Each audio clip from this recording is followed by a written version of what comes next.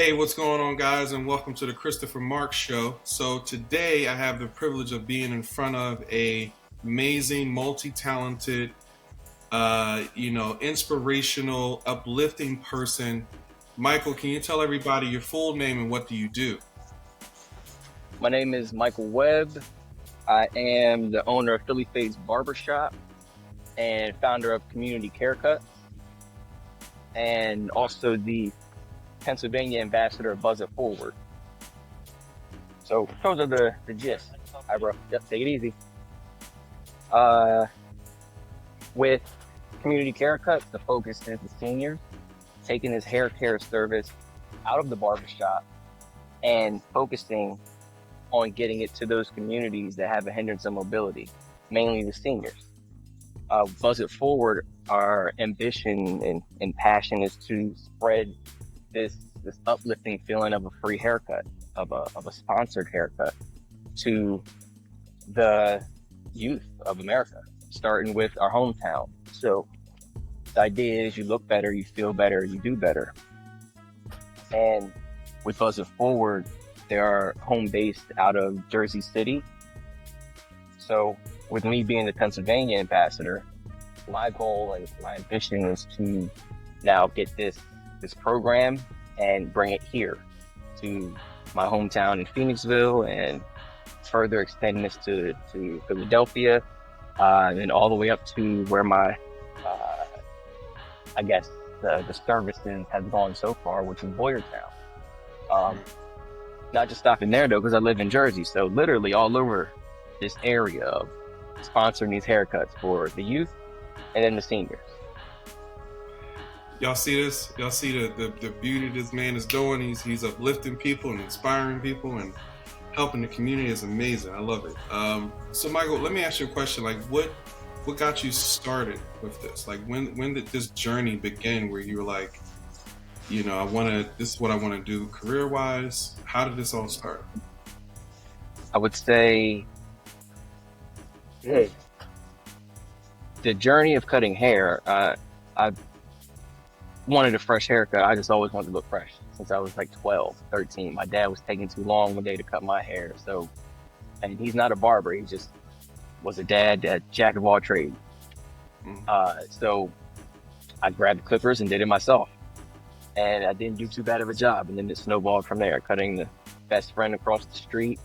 And then just that accelerated to an idea of, I guess, from home, watching my dad do body work, like as the side job. But that was it was a hobby, that was a side job. And I think that instilled not wanting to work for someone deep down inside, but you have to have jobs growing up. So while cutting hair still right out of high school, this is where I eventually graduated with my marketing and management associates. And from there now, I'm starting to see the snowball of, I guess, like the door of opportunity started to open. And again, the foundation was I don't really want to work for someone, but at a naive level, I didn't understand how I could go about that. I would say to myself, I can't see myself standing behind a chair cutting hair all day. Granted, I didn't have a barber come to me then and say, I make $30 per haircut. I cut 2 people in an hour. Now I just make $60 an hour. Mike, what are you doing at your job that you're doing right now, 16, 17 years old? That conversation would have been enough to push me into barbering then. Right. But God has his plans, and I believe that things happen at the time they're supposed to. So I learned a lot in my jobs before accepting the offer from my cousin to then come work here in Philly Faze. And then the goal then was to buy the shop. So those jobs that I've worked prior to stepping into an entrepreneur role, I feel like it showed me and allowed me to really stand tall on I don't want to work for anyone. So I was thinking about this the other day. I was a vocational aide for the Devereaux Foundation for 5 years, and I didn't actually work for someone then. Yeah, I was Devereaux said the name on my paychecks, but I was working for that consumer. My clients were consumers that had intellectual disabilities, so I would simulate a working environment for them. And uh, again, like every day I clock in, I'm here with you to, run this behavior support plan. So I feel like that kind of it satisfied. One, I need a job. I need to work somehow, but I don't feel like there isn't a boss over me that I gotta, ask, can I clock in? Can I go to my lunch? Um, and that was kind of instilled, I guess, my mom. She was a vocational aide. She worked at the state school, so I've seen again the morale, that boost that you get from like helping others. So Yeah. I think that's what instilled, to answer your question. Those prior jobs of being able to help people, and now I'm already cutting hair. I don't lose anything from, doing the community haircuts that I do for like a Good Samaritan or Orion community. It's just my time. Yes, your time is valuable, but now it's on you to find the value in giving that free haircut for how valuable that may be for someone else. That's 20 minutes of my time, but this dude just got out the chair and gave me a hug so tight that I felt the stubble on his face on my face. Oh man, I didn't expect you to really get that much from this free haircut. But Yeah. again, speaking to finding where that value is. So yeah, hope I answered it. No, you did, and I think that's the thing where you, well, I think when you give so much, to people, and you're doing it in a way where you're like, okay, I'm trying to provide this service. You have your own problems, you have your own issues you're dealing with, and then once you actually give that to someone, and you see their appreciation, that's when like, you know what, I'm on to something here.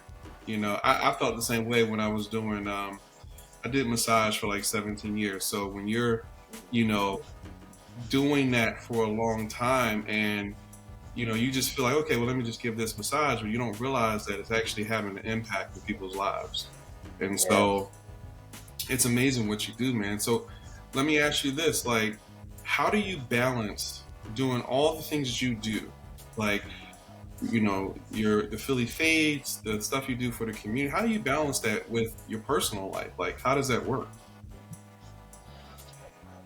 For me, it has really been uh, sharpening the saw. One of the things that I got that I really resonated with was when I listened to, I think it was Robert Covey, Stephen Covey, Robert Covey. I think Stephen. Robert's the son. 7 Habits of Highly Effective People. Because I did struggle. I had my thought process of how I went about, or how I wanted to go about balancing, but to hear him talk about it and really validate something that I was dabbling in, even subconsciously, was nice. And this sharpening the saw is just making sure that there's always something that you're giving back to yourself that effectively keeps your saw sharp. So you're not just sawing away at a tree for days upon time because your saw is dull. Take some time, stop, sharpen it, and then go back to work. Like you've never been too busy driving to stop for gas. So the ability to be aware that I enjoy playing basketball. Not so much for myself, yes, for myself, but for my 6-year-old. Mhm. Uh, Seeing how much she enjoys playing basketball makes me want to do all that I can to make her even more enthusiastic, and give her a reference of, see, you see, Daddy did this. This is why I did that. Uh, so that it kind of re-energizes me because I get to spend time with her. But also, I'm giving back to myself because I'm more physically active. Speaking to the physical aspect, but then the other is now these books. I do a lot of driving. I live in South Jersey, uh, but then my barbershop is in Phoenixville. That's 70 That's, miles between yeah, the that's two. nice. So with traffic, if I leave here at 6 o'clock at night, peak traffic, it could be an hour and 40 minutes before I get home. So Yeah, there's a lot of books that I've divulged over the last, I would say, 3 years, that helped me balance. Just off the top, my favorites, um, Your Next Five Moves by Patrick Bet David. I'm listening to that for the second time. Atomic Habits by James Clear. hmm, Rich Dad Poor Dad is always like that's a staple. right. Um, and Developing a Leader 2.0 by John C. Maxwell. Foundational though, the secret. So anybody watching this, uh, definitely like that. And if anything, start with that. Don't Yeah, forget everything else I said, but just start by watching that documentary, and then it really fuels you. Listen to the book. Um, but yes, that and having the ability to understand that you do have a lot to do with the outcome and your circumstances. Like things aren't just circumstantial in life.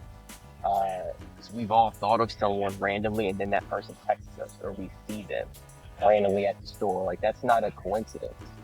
For yeah, everyone to hear me say that and then agree, what is the coincidence that we all have that? No, that just proves that it is that. You're just not aware of how much influence you had on omitting a frequency out to the universe, and now it reciprocates in circumstantial ways that now this person calls you. Now imagine if you can control that.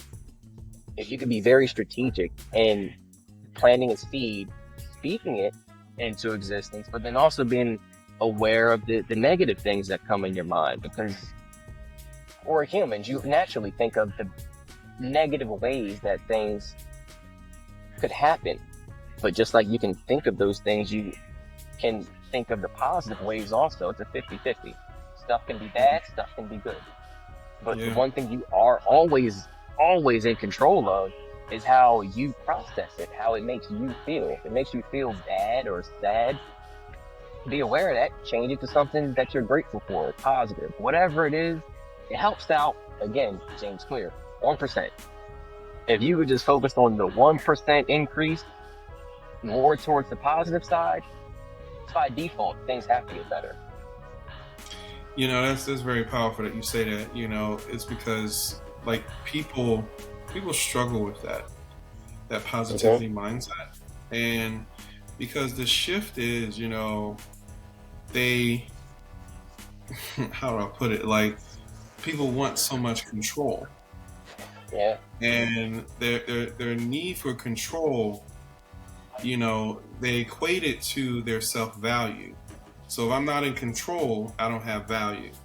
And so most times people are struggling with that on a consistent basis because they're just is that back and forth, that friction within themselves. And so, transitioning to a positive mindset, it seems like, oh, this is a fairy tale.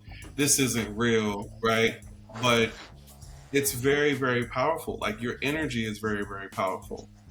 And you have to, even if you feel your weaknesses or you feel the areas in where you may be inadequate, you have to surround yourself with people who are going to balance out those weaknesses, Mm-hmm. you know, because how else are you going to continue to move forward? It's like we're all linked together. That's the thing. And most people don't really want to look at that. They want to look at it like, oh, you know what? I got this because, I can lead my life. I can do this and do that. I don't need any help. But you do. You do need help, because, and you might need it in an area where you feel like this is not that big of a deal. Or you might desire outcomes that are just bigger than you. And you might need to have people just give to you. And you might be like, I don't deserve all this. Mm-hmm. But Mm-hmm. I tell this to people all the time. Everything you receive in life is not for you. you're holding blessings for other people. Definitely. And that's the thing that you have to keep in mind. Like, so when you have all these things given to you, just keep in mind it ain't all for you. If you don't figure out a way to give it back, it's going to be taken from you, because that's how life works. So you have to understand that, like, the balance has to be maintained no matter what. For sure. And once you accept it, you're good. You know. Yep. But that also answers part of your question. I didn't think of saying that, but your balance of how do you stay balanced? Always be receptive. Always. The young kids, anyone younger than me, especially coming out of high school, I always tell them, if you can accept the phrase "I don't know" and release the ego associated with relinquishing that to somebody, you learn. It's clear as day, but it is tough to actually hear it and compartmentalize. You can learn more when you say that, and having ego blocks a lot of growth. Sadly. Yes. So being receptive and relieving my ego allowed my mentors. I feel like I have a dream team of mentors that do different things, and they come from different backgrounds. Some of them are directly associated with my industry. Well, one is, and the other four are not, or they're indirectly related. So the ability to now be receptive to them when I tell them this is an idea that I want to do, and I just thought of everything, and this is exactly what I want to do. Hey, Mike, did you think of this?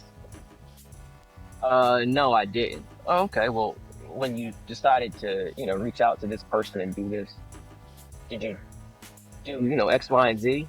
Now I have to sit there with the egg on my face look. And I have to swallow the pride of saying, no, I didn't know I even had to do that.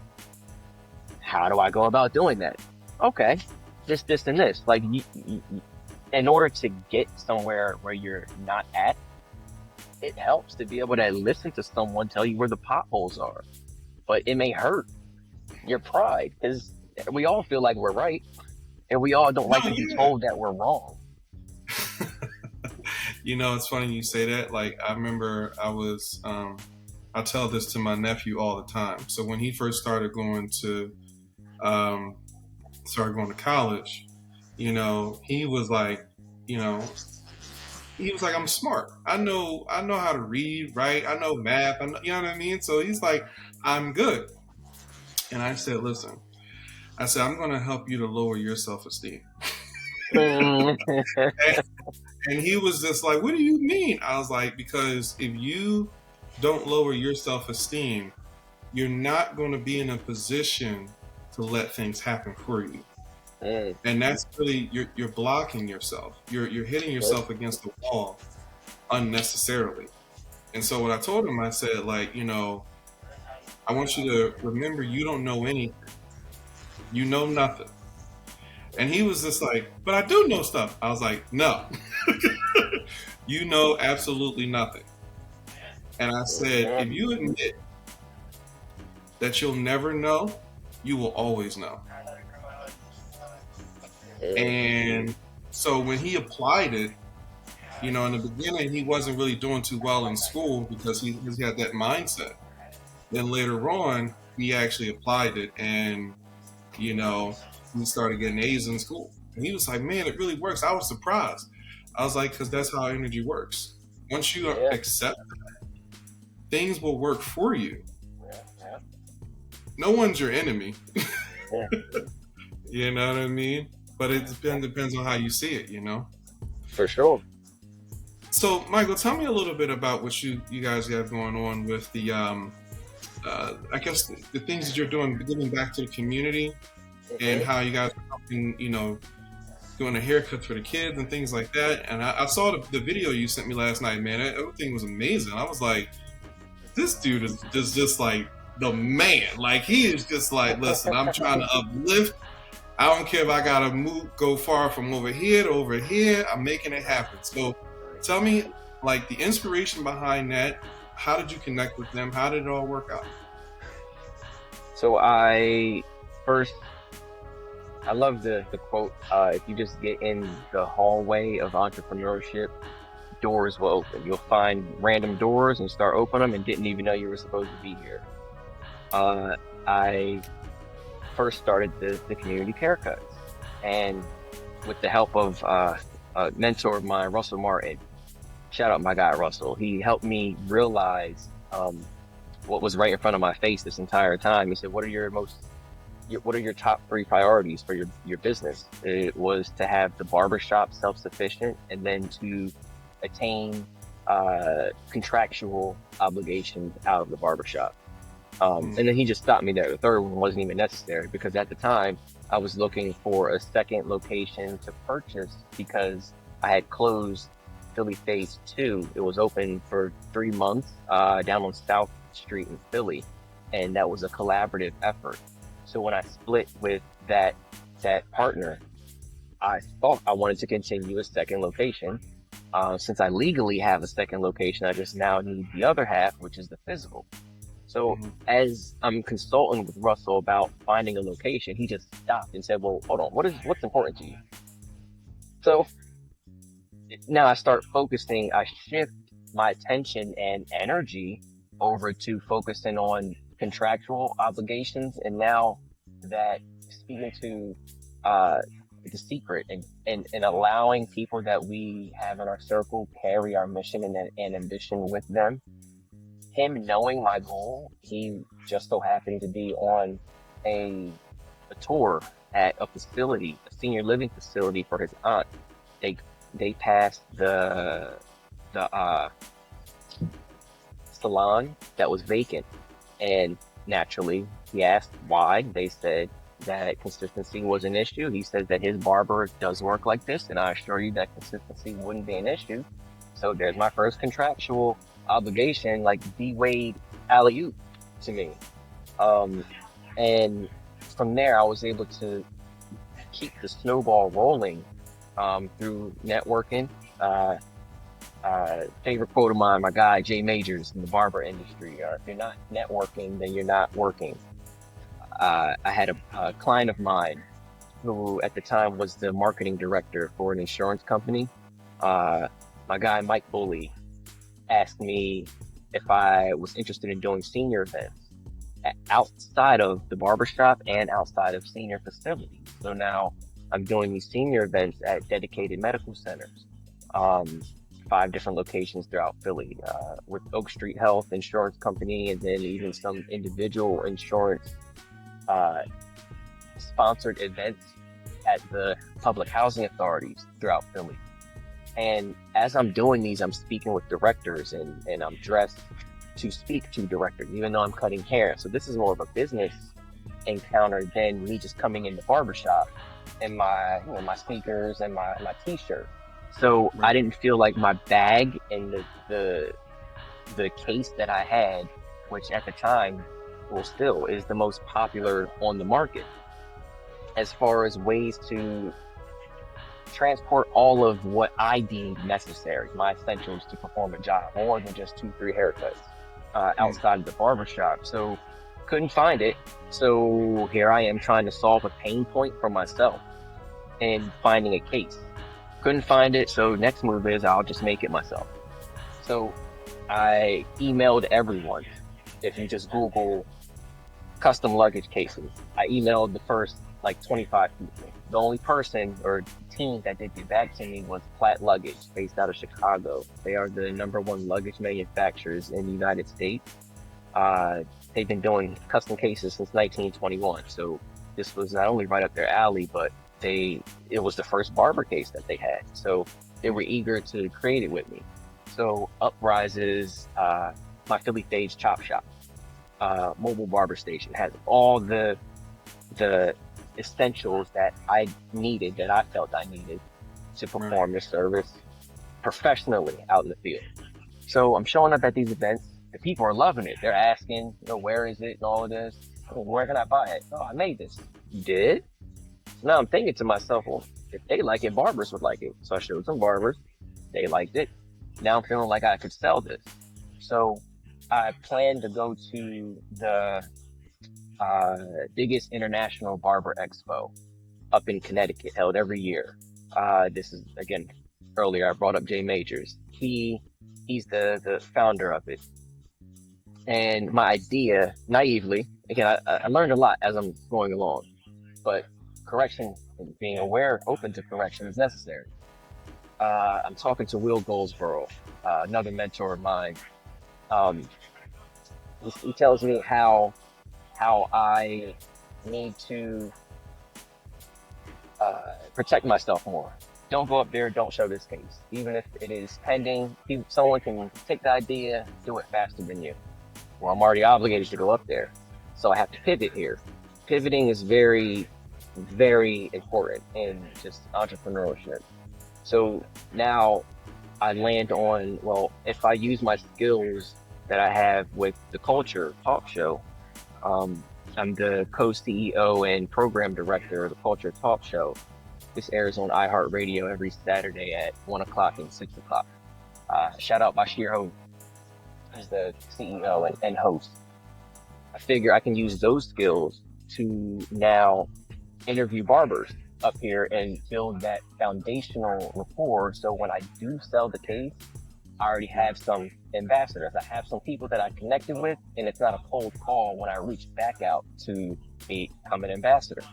So in doing this, I connect with my guy, Mr. Hollywood. Mr. Hollywood is a barber cutting out of Lansdale. One of my, he's like top tier ambassador for the Chop Shop. He connects me with Buzz It Forward. So he gets invited to a Buzz It Forward Buzzathon because he's already known for being engaged in his community, and that's what Buzz It Forward seeks out, barbers that are already engaged so they can empower them to do it on a larger scale. Hollywood knows that I'm engaged in the community and I do interviews type of content. So, hey, Mike, you should come up here, meet Amir. And also, while I was talking to Amir, call back to The Secret and Rhonda Burns, things have purpose and just happen at the speed that you're not aware to. What are the chances that now Hollywood tells me that he was speaking to Amir and telling him that, oh yeah, I'm an ambassador for this mobile barber station. It's called the Chop Shop. And now Amir stops him and says, well, what you mean? It's called the Chop Shop? Oh yeah, it's a barber case. He says, yo, I had a barbershop in Florida for 10 years. And you know what it was called? The Chop Shop. Mind you, Amir doesn't know me from a can of paint in this time frame. So now there's already some gears turning of like, who is this guy? He's rocking my name and no hate, just very inquisitive. So fast forward, I go up there, interview Amir, and we hit it off. Really good synergy. Now I start working with them through doing some videography work and also cutting hair. So not only am I a barber for them during this time period, cutting hair at these events, but I do a few recap videos for them.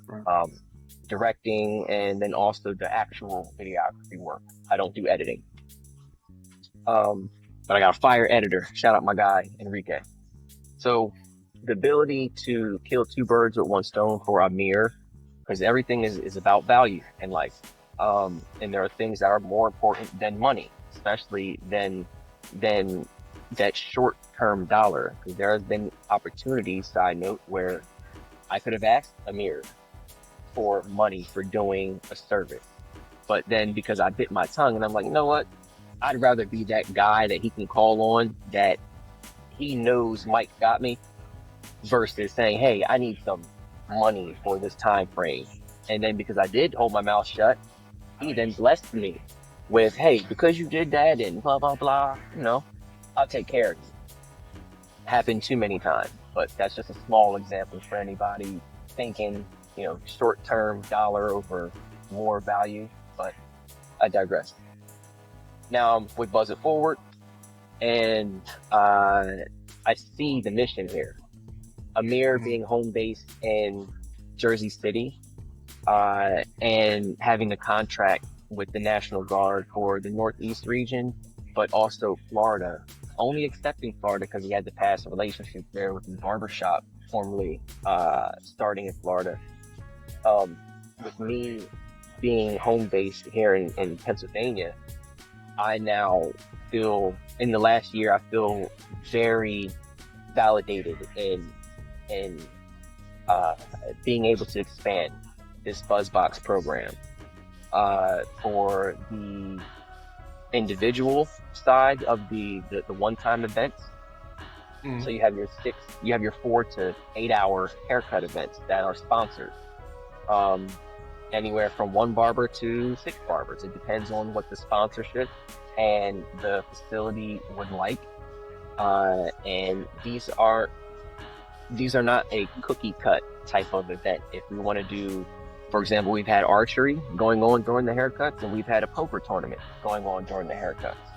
So my That's cool. ambition is to do a 3-point contest here in Phoenixville, right at the park. Maybe a dunk contest, and while the haircuts are going on. Hosting a large one in Fairmount Park in Philly, where there's a stage, there's people that can, anything from spoken word to showcasing your latest music, down to having resources of whatever it is. So the ability to start from providing haircuts, because that ultimately makes people feel better. It gives them more energy, and then build out from there is something that I saw I could really bring to Buzz It Forward and start here, PA. So the youth, though, you have your BuzzBox program. That's the highlight here. This is a sponsored program for a year that sponsors a barber to go to this facility, whether it's a Boys and Girls Club, a YMCA, or any youth facility, and the barber is paid to go there once a week, cut hair, and the room is erected by Buzz It Forward. Will cater to the specifications of what we have to work with. The room is designed as a game room, so it's like a teen lounge. Also, you have your books on the wall, you have your couch, your TV, game system. And this is a room where you have 6 other days that the facility now can utilize this.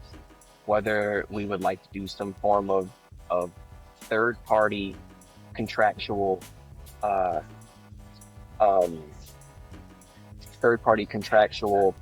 workshop, where now we have the ability to teach some form of entrepreneurship on one day, and then a haircut, like actual haircuts for the kids. The other days, or the facility would like to utilize this as a barbershop. During the week, maybe call that same barber in and have them do haircuts. And now, beyond that, now that conversation is at the facility as far as rent and everything. But it just starts with, James Clear again, 1%. Just giving that 1% of positivity and increase towards the ultimate goal of empowering. That's man, that's amazing. Like that's such a powerful thing to be able to, one, connect with the right person, right? And then being able to let that affect everything else you were trying to do, and then have it all kind of come together so that it can benefit and support the community. And not only that, but support like other barbers as well. Because now it's like it gives them an opportunity to do what they do, like look for that. They look like, okay, you can make money, but the main thing is like, are you actually making an impact? That's the power of what it is. Like, are you making an impact? So I think that that's amazing, man. That's I'm really, really happy for you, because it's not easy to make that mental shift to, okay, let me get money from this person, get money from that person, and get money from this person and that person. You're making a shift to, no, I want to build relationships, so that way you can create leveraged income. Yes. Definitely. And that's really what it's all about. Like you making that versus saying dollar for dollar. That's a next level of thinking. So it's really powerful what you're doing. Um, Thanks. so Michael, if you had to tell people, like, give them something, they're walking your path, right? They're trying to get started with what with what they're doing, something similar, right? What would you tell them to keep them motivated? I would tell them that when those moments of frustration and overwhelming situations set in, that it's supposed to be like that. Like, because if the mountain was smooth as you're going up, you're just gonna slide back down it. You need those tough moments, those ridges, and those craters in the side of the mountain to give you some traction to keep going up. So don't get discouraged by them. Just now learn to pivot, and by pivoting, you have to turn towards finding someone that can help you. There's always someone somewhere that's willing to. You just have to be receptive to it. So whether it's a mentor or a peer, but definitely find a mentor, find someone that's doing whatever it is that you would like to do, and learn from them. Even best if you can shadow them. That's the ultimate. If not, then at least set up a conversation if you could once a week, because it would benefit having some accountability, having an accountability partner, and being receptive. Those are the two biggest things. And learning, keep learning. Find books and things that are on the route of what could better you, whether it's personal, interpersonal skills, learning how to learn yourself. I guess that would be a foundational point also. A lot of people think Yeah. you know yourself, but you don't really until you hear about people speaking about what it takes to learn yourself. So Yeah, it takes a lot. yeah, it, yeah, it, it takes a lot of sacrifice, because you yeah. um, knowing yourself is like, if I had to describe it, it's like you reaching this place where you're kind of like you're stuck in like this space of nothing, but you're also in a space where you're aware of everything that's going on. And so that's the thing. Once you get to that place, and it takes a long time to get there. But once you do, people, you find comfort with you. You don't have to like Yeah. prove yourself to anybody. You don't have to give anyone your power. You understand it. You're not here to display power. You're here to empower, and that's Mhm. next level, of how to look at everything. So I like what you're saying, man. That was amazing. Like it really does impact people and just having them to learn and think. So how can people, if they were looking to connect with you, how can they find you? Be able to support not only what you do at Philly Fates, but also things that you do for the community as well. How can they, connect with you? So there's a few ways of connecting with me. First is the Instagram that blossoms all of the content. So any content community haircuts related or Buzzard Forward related would definitely be funneled through my Philly Faze Chop Shop. That's the main Instagram. Um, Mike at phillyfades.com is the personal email. Very active. So any type of information, additional info you wanted, definitely collaborative insight. I encourage that. Um, or just to connect. I'm always down to network. So those are your two main tips there. Mike, I appreciate you, man. Like seriously, because I think that Sure. I think the things that you're doing, man, is gonna help so many people. Not just for you, but for just all the other people, you know. And yeah, just keep doing you, man. Like you're doing some Thanks. amazing things, and yeah, just keep doing it. But I appreciate you taking the time, to be on the show. All right, Definitely, and definitely. I hope Appreciate you you having guys me. enjoyed. I hope you guys enjoyed this, and I will see you on the next episode. Peace. Take it easy.